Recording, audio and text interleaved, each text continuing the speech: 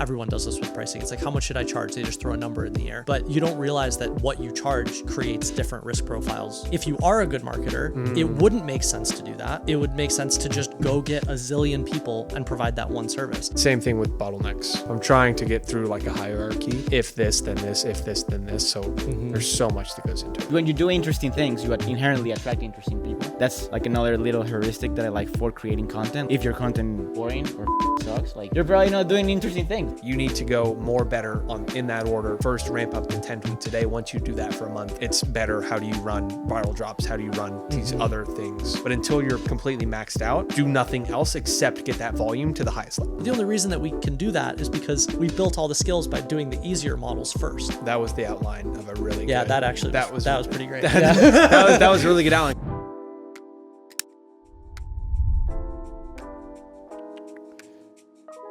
Yeah, a lot of action going on. All right. Alicia Hicks asks, my agency offers marketing services for B2B clients, and I'm struggling to come up with a digital product. As a side note, we do, quote, too much for clients and need to scale it back. We do LinkedIn, we do email, we do CRM, podcast, lead gen. Oh, I saw What this suggestions question. do you have? Yeah, okay. So 2 suggestions. 1, pick one. Like, that's way too many things to offer. And then 2, this is something I have tried to find better ways to articulate this, because I find that it's a very difficult concept for people to understand, is that the digital product on B2B is literally you explaining how to do the very service that you provide. So if you provide lead gen, your digital product is, here's how to do lead gen yourself. If you provide video editing, it's here's how to edit videos yourself.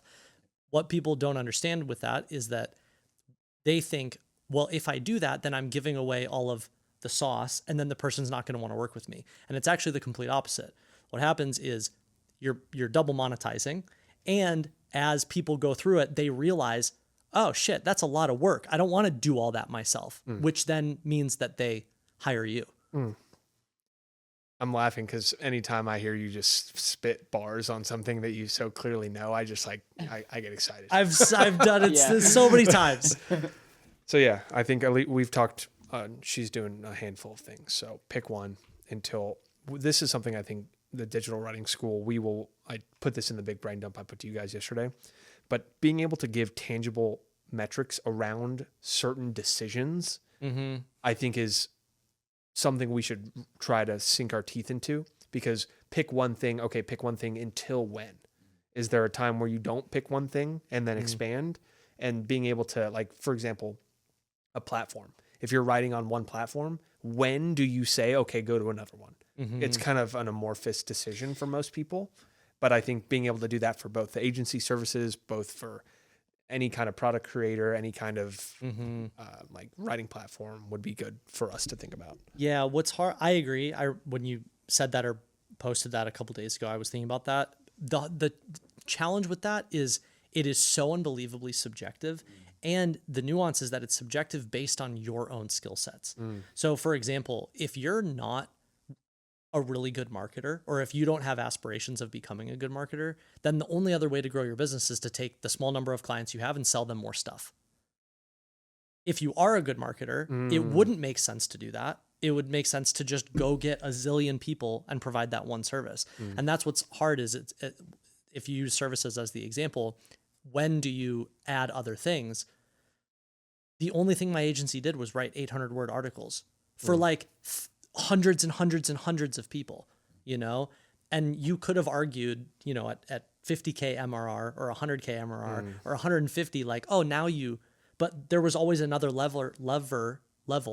There's always another level of just go get more people.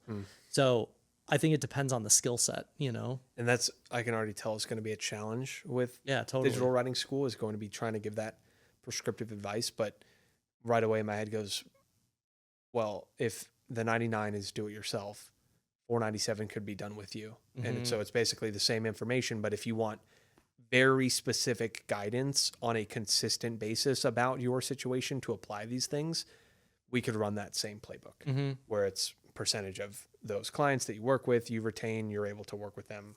Yep. I also think, just riffing on it for a second, I think one of the more valuable, I don't know if it's a module, however it shows up as an asset that you could create in the digital writing school, is around making decisions based on the lowest risk adjusted move. Because I think oftentimes the challenge with these questions is people are like, what do I do? But there's so many pieces of context that impact that. And two massive pieces of context are, what is your personal financial situation? No. Because that drastically big time. impacts what you choose to do and the level of risk that you take on. And then second is people are like, what should I do? As if every option has the same risk parameters. And they're like, just which one? And the reality is each person's risk tolerance is very different, you know? So like, I think helping people think through these things, or at least give them the framework to think through it. Okay, my brain's marinating on that. Yeah. Interesting. Same thing with bottlenecks. Like how do you identify? And What's the real problem? I'm trying to get through like a hierarchy of if this, then this, if this, then this. So you can try to productize or give prescriptive advice based on just a survey, but there's so much that goes into it, which why you need like a QC'd onboarding call where it's here's what based on their information we suggest, but get context on their situation, see if that's any different. And then say, go do these things. Anything you would add? My head immediately goes to like when you talked about the different like levels of risk. My head immediately went, well, when you go try to invest money, you know, like crypto is way riskier than like bonds. Like, why would it look like to like put those kind of like rails and like, you know, like kind of create those buckets and like those labels for people to think about the different like things roadmaps that they can follow in the same way that you would think about the different ways you can invest your money. Something like because there's like a speed of return that's, you know, risk. right. Yeah. Easy example. Low ticket digital product, very low risk. Speed of return, pretty high. Cohort based, slower speed of return, slightly higher risk because now it's more experiential. Group coaching, highest risk in many ways because you have the most touch points. It's the most complexity, you know? And I think that's a great point. And doing it in the context of price point is really interesting because oftentimes, I mean, everyone does this with pricing. It's like, how much should I charge? They just throw a number in the air, but you don't realize that what you charge creates different risk profiles, you know? There's so many rabbit holes. Right. Every time you start to think this would be an easy survey based prompt, it's like there's so many different ways someone could go. Yeah. And I think part of it's what Alex was saying at the last workshop is there's no such thing as a perfect product. I don't think there's a scenario where we go, oh, we finally got it. We can get super prescriptive and give everyone the answer and they because even if you give someone the answer, then you have the other side problem with it, which is all the faulty beliefs, or I get in my own way, or I hear you and it makes sense, but I just can't. I think that's the most important module. I spent some time outlining that one of like the mindset foundations this morning, because there's going to be a handful of things that we repeat like 30 times, and having just very clear modules. Go to mindset module 4. No one knows you exist. Yeah, burn it in your brain. You know what I mean? All right, nice. Well, hopefully that helps, Alicia. All right, next is Carl. I'm struggling with creating SOPs and finding people to delegate. This is kind of long, so I'll preface that. I'm going to read for a sec. Struggling with creating SOPs, finding people to delegate, so I always end up doing the low-level jobs and neglecting the high-level tasks. My question is, how long does it usually take to create SOPs and set up systems in the business? Like, did you do 2 whole weeks or months to record all SOPs? Do you do it as you go along? This is the first business, and I have no business partner, and I did not do a business course. I'm a doctor by profession. My business is selling question banks to students taking the licensure exam for doctors. Wow. Love that niche. So great niche, on the right path. I'll take a first stab and just say it's always as you go. There's never a SOP week. Because no one has ever read like the thick booklet of SOPs that we've tried that. We've never done it. Just in time. How would you talk about that? Yeah, first, just in time, great point. I feel like most people completely overcomplicate SOPs. Like it's like this fancy word. Like the midwit version of creating SOPs is just record yourself on a Loom going through the task or the process. And then ask ChatGPT to create a checklist from the transcript of the Loom video. There's also like a little nugget from Layla Hormozy, since we're talking about them. So wait, real quick. If Yeah. you're using AI off the transcript, that means as you do the loom, you have to articulate all the things that you're doing. Yeah, you like imagine you're recording the Loom video for somebody who's gonna do the task. Like, 'cause- Okay, so you're explaining it yeah, as you. Okay, yeah, got you it. walk through the task on the Loom. Speak to all the different nuances, like just show people how to do it. Yep. Show someone how to do the task on the Loom. You grab the transcript. I actually created a prompt for this, so if I can drop Yeah. it in the Digital Air community. Perfect. You extract the transcript from the Loom. You feed it to ChatGPT with this prompt, which is essentially instructions for the AI saying, "Here's the recording of of a process that I just recorded myself walking through. Like turn this into a checklist, essentially, and then you give that checklist to a person or to whoever's going to help you with the task, and then you see what breaks." Right, but that's kind of the midweight version of creating an SOP. Super simple. What I was gonna say is that, and I agree with this, Layla says that she doesn't like using SOPs. She likes using living SOPs, which are essentially checklists. Because if somebody cannot check off a box, they're less likely to complete the step. 100%. And so instead of like having a static document, like for example, if you're using Notion, just like a little template thing that people can duplicate, and every time they're gonna run through the process, they can physically check off the step, and that makes them more likely to like actually take the step. Nice. Super tangent to bring it back. I think that my 10-year guess is that AI dramatically improves people's managerial skills. Because I think as you use AI, you have to speak in steps. Yep. And so it is actually a vehicle for people to practice the skill of speaking in steps, which means you not only get more effective and efficient with technology, you actually get more effective with humans. Yep. You know, because I think like what people struggle with is it's like, okay, I'll show you how to do this, but they really struggle to take a second and go, okay, but now let me break apart each piece. And these are the things you have to do. Doing is different than understanding, you know? Yeah, I agree. My last point will be back to the just in time. It's most things actually just don't need an SOP. And so if you think that everything I do needs to be process created and delegated to someone else, usually way too early. Yeah. Like I remember when we were setting our core values before we hired Jamie, and I was working with Tim because it was part of the like process to bring on a assistant. You needed like core values. And I remember we put one of like, Yeah, I remember this. it was like document relentlessly or something like that. And it was just like, always write down what we did. And he's like, I don't think you need that. I don't think it's the smartest thing at your level. And I was like, yeah, we probably won't do that one. So we can remove it. Like, I just thought it sounded like a good core value to put on there. What did you think I was going to say? I nothing. I just remember when we went through that, you were like, I think we need core values. And I was like, I guess. Sure. I guess, it's us three in a Slack channel. So, all right. Good question. Actually, second one from Carl. And this is one I think we could all speak to. I'm struggling to find a community of like-minded people who are into self-improvement in business. Current circle of friends, satisfied with their 9 to 5, watching Netflix, scrolling Instagram, drinking alcohol. I'm not saying I want to unfriend them. I just want to expand my social circle of people who are into business and self-improvement as well. Did you happen to be friends with these people like Cole and Daniel? Did you join a Reddit group, some kind of Discord or school group to get accountability? I know my struggles might sound simple, but these are honestly the struggles I have right now.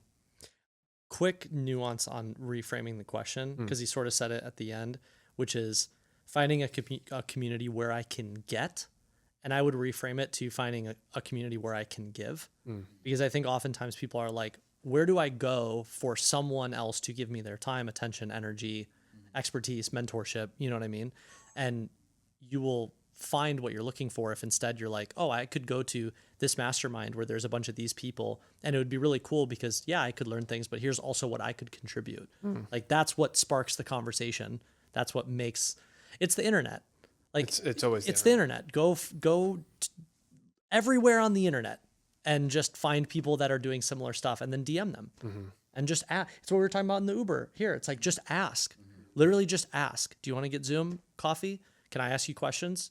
Anything I can share? Yeah. I mean, you know what I mean? That was how, George Mack is one of my closest friends now, and we were in similar Twitter spheres and taking similar paths of like the friends we were growing up with, not necessarily people we wanted to, like, we didn't want to unfriend them. That's a great way to put it. Yeah. But it's just like, you need new people to have conversation with and learn from. George just messaged me, yo, mate, love your stuff. Where are you based? And I've used that same DM to send to people that I want to meet all the time. And Daniel DM me. Like, that's how we met. Yeah. And so power of DMs, or have someone that could introduce you like Craig did for us. But that's a great example of, we got introduced, but that's because of what we're talking about, compounding over time. It's like, I did something, then I became friends with Craig, and you did something and you became friends with Craig, and then those friendships introduced to other people. And I think the last part I'll add is, you don't need a giant community. You need one person. You really need one person that you can have the conversations that you're unable to have with your current group of friends, to have that feeling melt away. It's like, oh, okay, I'm not actually alone trying to do these things. There are other people. Like, I'm not really part of any big communities that I'm like, oh, I've got 20 friends in this. Yeah, no. It's like, you just need, piecemeal it together. Right. And then, I mean, he's probably already got it. Someone in Digital Air probably faces the same things, and he could just DM them there. So. Yep. Awesome. You real quick, you've connected with a whole other like group of people. How have you done it? And I'm surprised you guys didn't mention it, but like writing online, right? Like when you start writing online, Oh yeah, I forgot. The main thing we talk about. But yeah, true. you just attract people who are interested in the same things. Yeah. And they organically also DM'd you, and Yeah. when you do interesting things, you inherently attract interesting people. And so that's like another little heuristic that I like for creating content. Like, if your content is boring or fucking sucks, like, you're probably not doing interesting things. And so a great forcing function for creating better content and attracting more interesting people is just doing more interesting things yourself. Yep. Yeah, I agree. And responding to comments and DMs from people. Yeah, it's That's the all part. the little stuff. It's like people are afraid to reach out and introduce themselves, or someone sends them a DM and they don't respond, and then they're like, I can't make any friends. It's like, well, reply to people, Nice. Okay, good question, Carl. Moving on to Michael. I have a paid Discord group. Group is focused on AI training for solopreneurs. I have 8 paid members so far. They like the value, but I'm exhausted. Debating between 2 pricing strategies for my paid Discord group. Keeping the current flat fee at $100 a year versus introducing tiered pricing with added perks for higher tiers, like exclusive content or one-on-one calls. I'm leaning towards tiers to incentivize upgrades, but I've learned that I'm concerned about alienating existing members who might feel nickel and dimed. Based on your experience, what would you advise? Is 8 members. Yeah. This is like trying to solve 9 problems you don't have. Like, 1, do not do tiered pricing. It's like, you're basically saying, I have something that's not working. Should I make it more complicated? Like, no. Yeah, it's like, which problem do you want to solve? I talked to him for a good chunk on our last hot seat, and it's just a marketing problem. Yeah. And that the offer is unclear with the Discord group. So it comes back to, you need to build, and this is where the milestone things. Okay, if I was going to advise someone on a paid Discord group, I would make it minimum $500 a year. So at least $50 a month rather than 10, because you're just not going to make enough money on that amount. So find a way to charge $500 a year. And then at least, so that's 50 a month, at least $5,000 a month before you try to make any kind of change, or you just focus on that specific thing before you do any kind of pricing change. Yeah, I'd even just be curious, like, why go with something as real time as Discord? Like, you're picking the hardest model, Right. And you would immediately make more money if it was something standalone. First of all, as a general framework, more and more I'm feeling like the right answer for a beginner is not doing something recurring and not doing something real time. We felt that. We felt that with Captain Stable. Ship 30 was perfect because it was cohort based, but it had an end date. Yep. And then we struggled to keep up with the recurring nature of a community. Yep. Versus, just selling the digital product. Yeah, we were looking for ways to expand. You need 7 digital products to have a good community. And we're just now minimum. getting there. Minimum, We're just now getting to the point where we feel that we have enough content. Yep. And that's working an absurd amount in terms of creating it. So that's a good point. I would immediately remove the recurring and the real time nature And it of should it. be 350 digital products. Yeah. I just, in general, you should sell something that's standalone before you try and sell something that's recurring. Like, if you can't sell something once, how are you going to sell something that recurs over and over and over again. And I think helping people do $19 ebook /template /something before the $350 in digital writing school will go a long way. Yep. It's like validate with 3 or 4 different types of ebooks that you feel that you could then turn into a product. Much lower, no videos, easy chapter. Like here's the template to go and experiment with. If people buy an ebook, they're probably interested in the product version of that. So there's some guidance we can give there. Yeah, definitely. Does he have a big audience? It was a marketing problem for the most part. I mean, like something that's been top of mind for me is just like starting with services. You know, like not trying to like sell something super cheap from the very beginning if you don't have a huge audience. Yeah, build Zaps for solopreneurs. Yeah, right. Build, Exactly. use AI, install for one person. Yeah. And that's, again, we don't have that type of like guidance outlined yet. We can, but being able to show the different types of services, that is another thought experiment I want to do. Consulting versus done for you, like some kind of business setup. Give them a template of here are the types of services you could provide. Marketing, sales, operations, right? Bucket it into those 3 for the most part, and then go from there. Yep. Yeah, I agree. Endless opportunity. Endless. Okay. I'm in the process of creating my first paid digital product alongside launching my free newsletter. This is Kirsten. Someone has said to me, your audience, parentheses, micro business employers, is time poor. They aren't going to do a DIY product, so why bother? Do you agree? This goes back to what you just said. No. Of like, if you are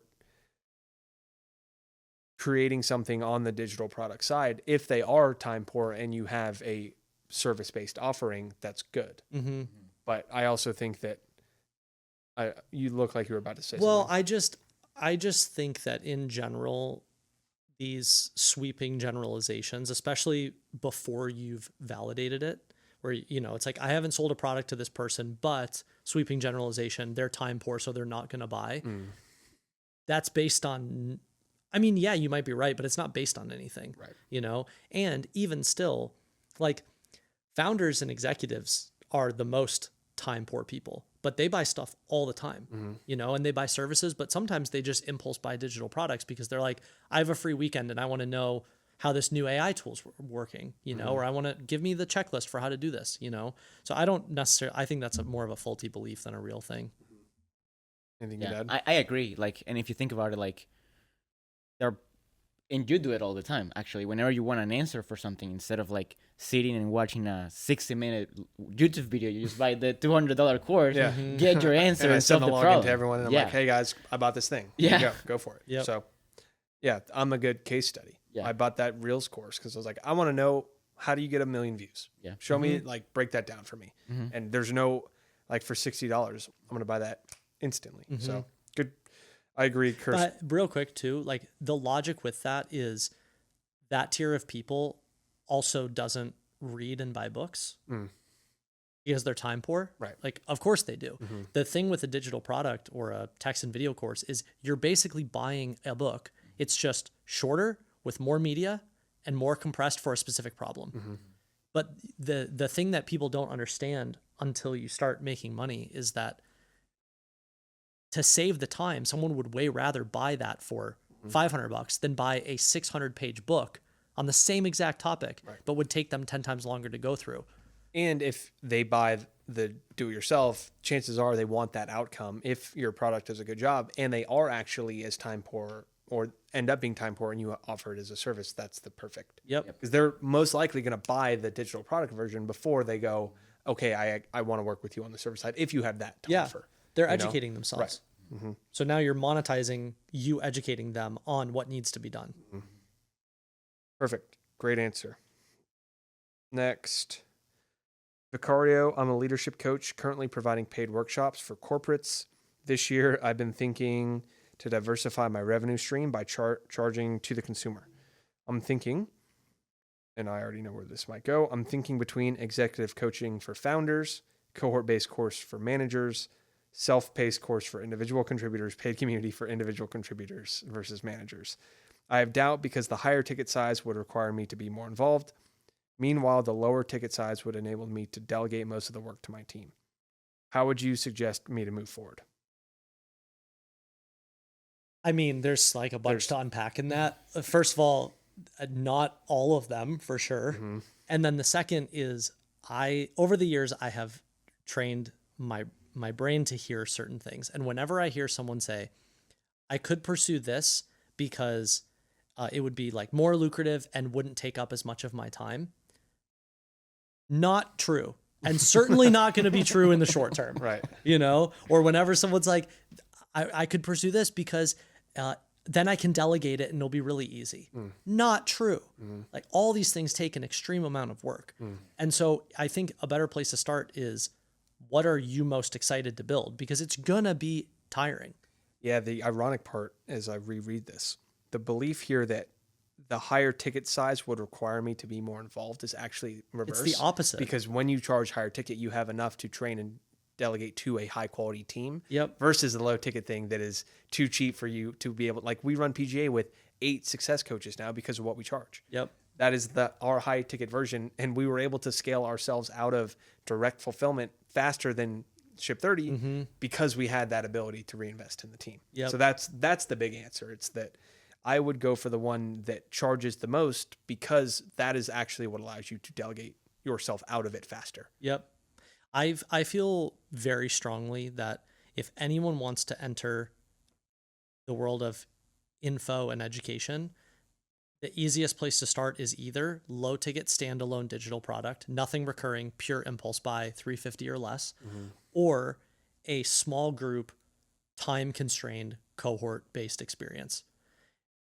And the only benefit or reason for going cohort based is to learn, because now you get to interact with people. Because then you can take that and you can decide. Like going cohort for Ship 30 was actually great for us because it sort of was like, well, now we can do low ticket because we're just stripping away the experiential part, or we could do high ticket, which is everything we were doing in the cohort just forever or evergreen or longer time constraint, you know? But I think it's a huge mistake for a beginner. If you go further on both sides of the spectrum, the beginner mistake is either going SaaS, recurring membership, or real-time Discord channel, or advanced group coaching. That's such a good framework. Right? Like the middle is where you start. And then depending on how that goes, then like the more, like now we can do a paid newsletter right with AI. It's crushing it. But the only reason that we can do that is because we've built all the skills by doing the easier models first. Okay. So that was the outline of a really Yeah, good, that actually was pretty great. that was really good outline. Cause for info, you have paid newsletter, cohort based course, digital product, community, cohort-based group experience. Those are, I like, you said that was, if you're getting into info, so all services aside, that is not one of the things you're considering if you want to sell your information. Correct. Right. And you compare the two. Starting with a paid newsletter, you don't have enough content and you probably couldn't keep up with that. Cohort-based allows you to learn such that you could go in either direction from that. Yep. I like that. That's really good. Well, almost cohort-based allows you to not go higher. It allows you to go community or digital product depending on what you like the most. So that's what we do. Like we could have done Ship 30 and we're about to go infinite Ship 30. Yep. But we went from cohort down to digital product before we then went the other direction because we started with a cohort. Correct. Yeah. But I really feel like the biggest benefit of cohort in the beginning is just learning. It's like you've never talked to the people you're trying to help before. Why don't you help them directly? And then you learn their problems, and then you can decide what other models do you want to use. And so that just has me start to think for like the digital writing school paths, it's service ideally first. I don't know. Like that's where, how much do we talk about services in digital writing school? I think it's worth education. It's like it's a business model, right. You know, but it's like, where's the person starting from? Are they starting from, I've never monetized anything, or I already have an audience, I just want to monetize with info, or I already have a service business, but I want to get into info, you know, like there's different paths. Okay. But right away, I think having the clear delineation of these are the ways to monetize information, paid newsletter, low ticket product, community, cohort-based experience, and having the mastery versions of all of those.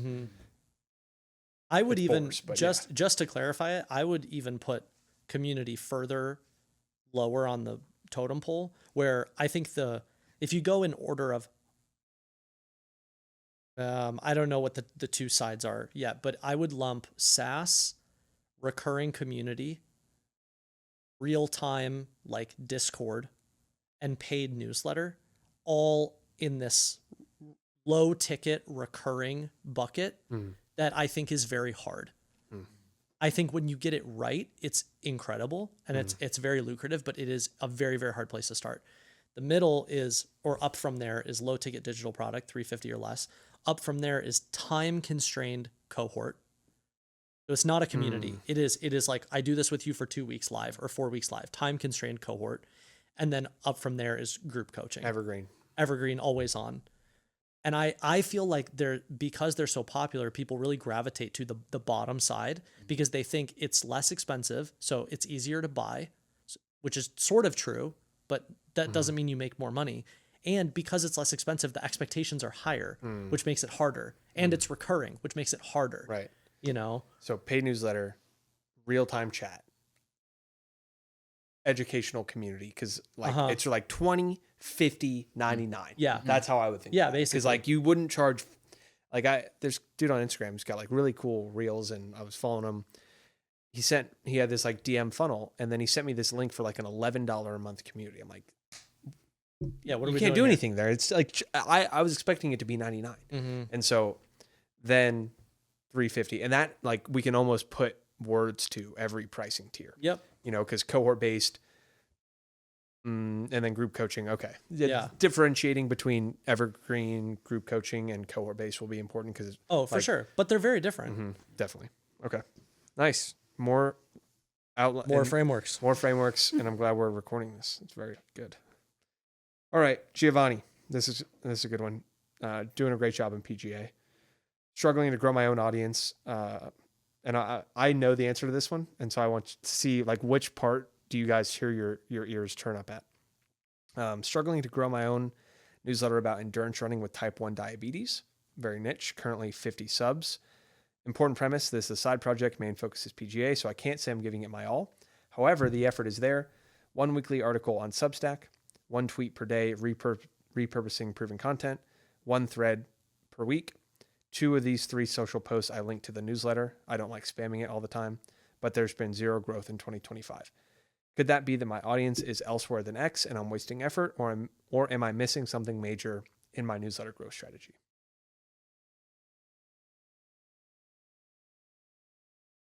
My gut take is probably not spending enough time on like really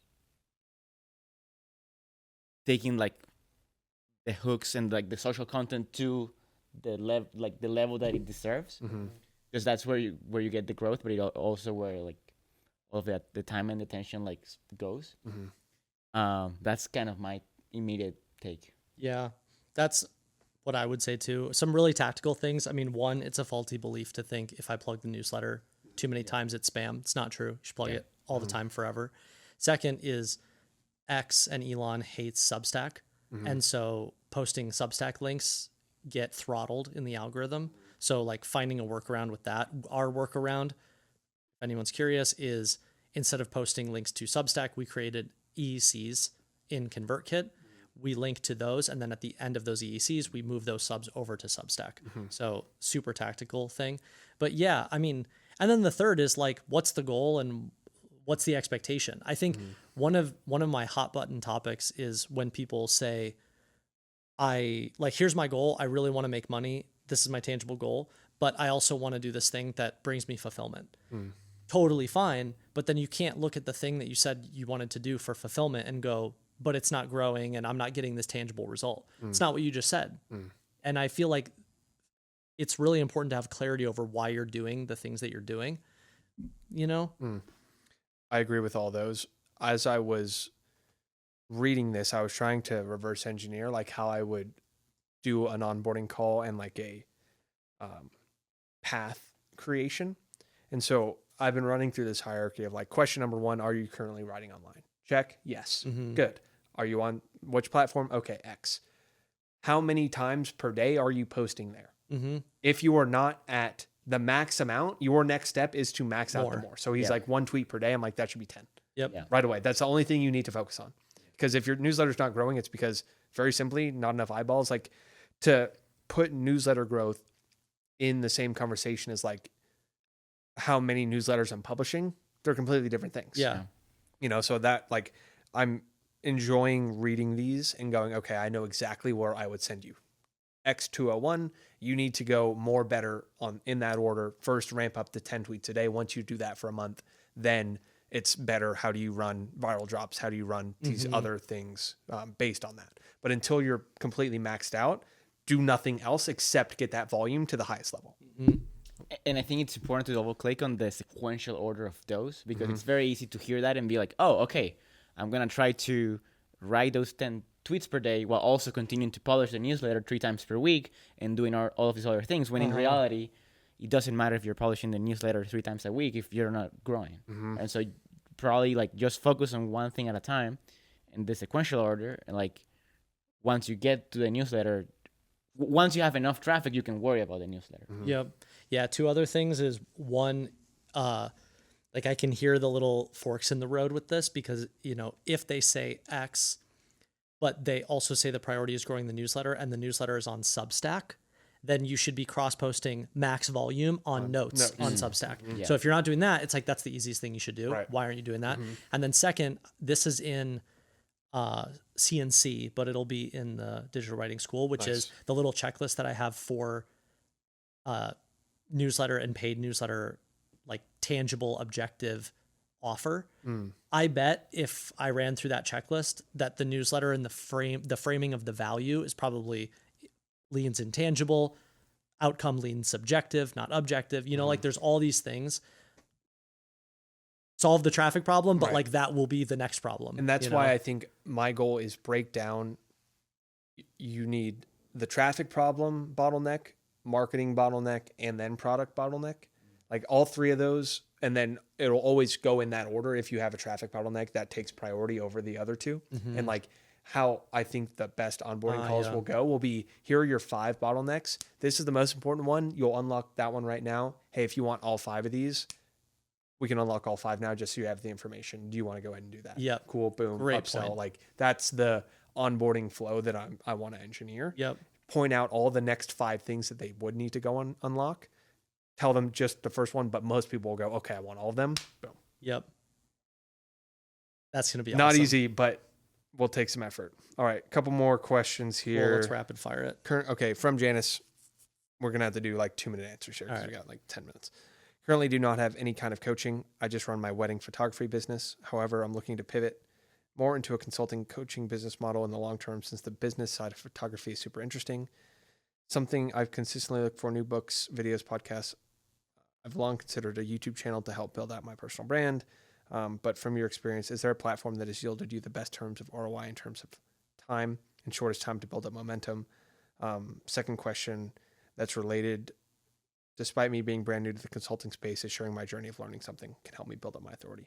Second one, yes, always good to share your journey. Not fully clear on the question, but like I think that for photography business, I would actually, like, everyone's on Instagram. I think if you had a photography thing on LinkedIn, like I put a video up of me doing pull-ups on Twitter, I'm going to post that on LinkedIn because I don't think anyone is posting that kind of stuff there.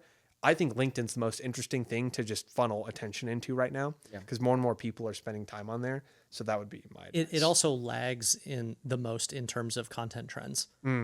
Like LinkedIn is the last to know about a meme, you know? Right. And so, or content types or formats, you know, whereas Instagram is probably one of the first. X is one of the first for text. For photography, I would definitely go visual, either Instagram or YouTube. Immediately what comes to mind is if you want to pivot into info or coaching, I would make the whole frame the business of wedding photography.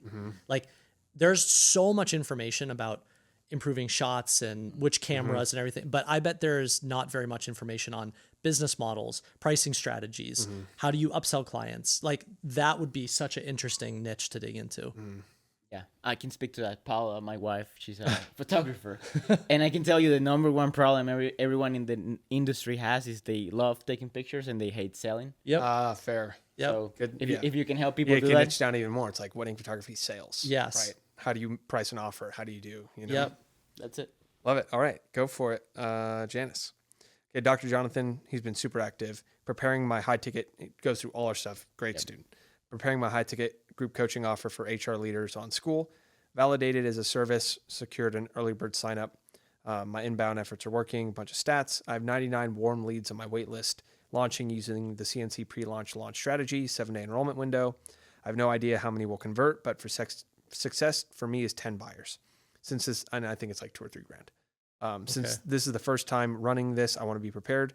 If I hit my goal, what are the best steps to move? What are my next 5 moves to sustain or scale the momentum? If I miss, what are the best next 5 moves to refine and recover? So, sorry, what's the business model? It's a high ticket group coaching, but I'm pretty sure he means cohort based. Okay. Mm-hmm. And do we know the goal of it? No, I don't know the outcome. I think it's like HR leaders to get some kind of project approved internally, and it shows them how to like present the project to the rest of your department and staff and stuff like that. So pretty tangible outcome. My take is like, no, your next 5 moves are going to be the same. You're going to talk to every single person that joined. And I would ask them, was there anything that had you on the fence of not joining? That's a big question. And then I'd send a survey to everyone who didn't buy from that hot wait list. Hey, I'm looking to refine this. Could you fill out this couple question survey just showing me why you didn't buy? Because that's all you're trying to learn from this is like gather as much data during the launch of what could have made the launch better. But then the shitty part about the cohort based is you got to forget all those marketing lessons and go fulfill. And that's what we had to do 20 times. It's like, I got 10 marketing upgrades. I've already forgotten about them because I got a live session tomorrow. Yep. So figuring out how to like get all that data as quickly as possible, and then you fulfill, and then have a one-on-one offboarding call with everyone who joined. Hey, what did you like? What was frustrating? What would you change if we were doing this again? And then that's your whole next iteration plan. Anything you'd add or change? The only thing, if small waitlist, but also small goal of like in terms of signups, like I think doing the things that don't scale. Like we were very big on that in the early days of Ship Theory, and like I think we also like kind of forgot and underestimate how impactful that was. Dude, the 80-person Hype Fury threads that welcomed every single person and bumped it back up to the top. Hey, that was another great. Person joined, another person joined, another person joined. Not you. Yeah. Not you. People hated that. People like were muting us on Twitter because it worked. I also, if it's too far gone too, the price point definitely jumps out to me because I think we found that the $1,000 to $3,000 range, it starts to become no man's land, and you either want to be sub 1,000, like $700, $800, $900 for cohort, or you want to be upwards of 4, 5, 6, 7, 8, 9, 10 grand for group coaching. Good advice. Good advice. Okay, and I agree. Yeah, anytime we've sold anything for $2,000, it's just too hard. All right, 2 more. I'm trying to decide. This is John Vile. I'm trying to decide how to restructure my live sessions. So far, they're the only thing that really makes the course cohort based. Everything else is available at all times. Yet the live sessions don't really get great attendance, so I'm thinking about removing them. Maybe if you're offering 15-minute slot for one-on-ones with students instead. Current low numbers of about 4 people per cohort, but obviously this will be tough if we get above 20. Unlike the Ship 30 calls, mine are actually a quick summary of the road ahead. I don't teach any frameworks as they're all available as part of the course materials. I'm considering cutting them out altogether. That would make the course asynchronous, but I like the connection with the students, and the topic matter is really tough. So I think getting some in-person help is great. Also builds a small community, and I get to do shout-outs for people who have posted in the weekly live call. What would you do? Leave as is, cut the live sessions completely, and go async. Offer 15 minutes instead of live calls. How would you keep the cadence? I mean, there's just so many variables. Like it depends on what the price point is. Depending on the price point, I would probably say just cut them. Or if you're not teaching anything, just make it a loom. That's an instruction that you send out every Monday or whatever. Here's the path ahead. But again, if you listen closely, it's that same cognitive dissonance, which is like, what's the right move for my business? And by the way, I really enjoy doing these. So which one is it? Like, is this what's the more lucrative decision? Or is this how can you squeeze more juice out of something that you enjoy? Because those are different. If you enjoy it, then keep doing the live sessions, Anything? No.